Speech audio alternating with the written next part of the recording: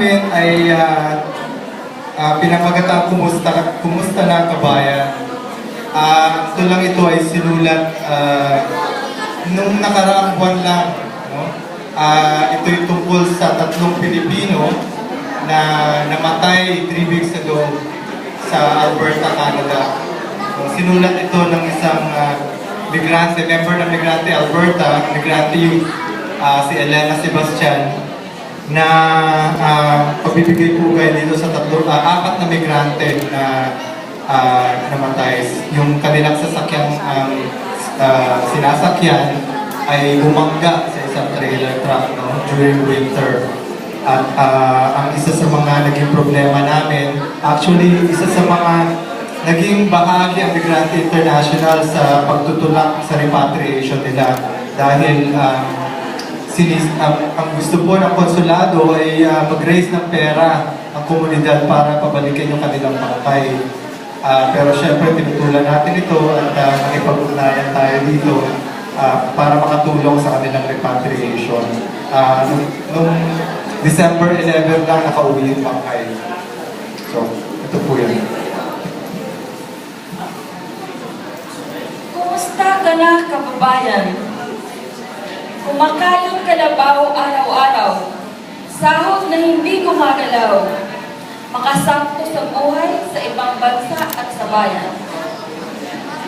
Hindi lang isalayaw, mga anak na nais lamang ng makahalik, yakap at tawag ng isang ina o ama na hindi magagkan.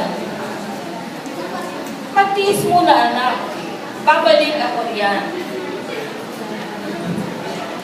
Hindi ako nawala, pagkat bitbit ko ang iyong alaala.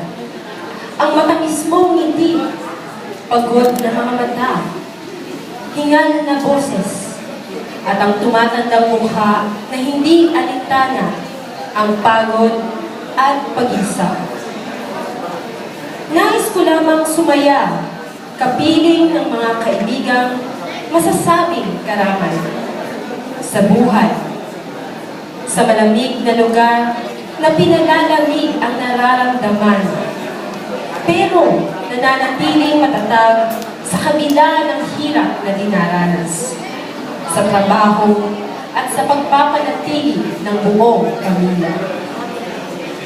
Ninanais namang guminhawa ang buhay, makakain ng 3 beses sa isang araw, mayakap muli ang pamilya, makasama sila.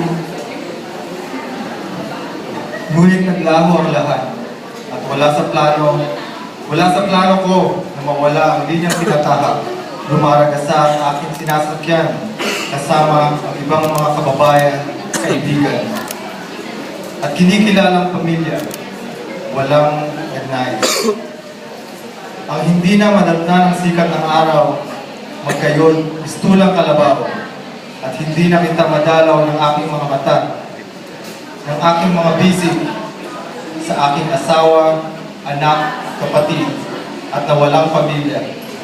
Ibibigay ko ang muling salita, mahal kita, kaya ako umalis. Maraming salamat.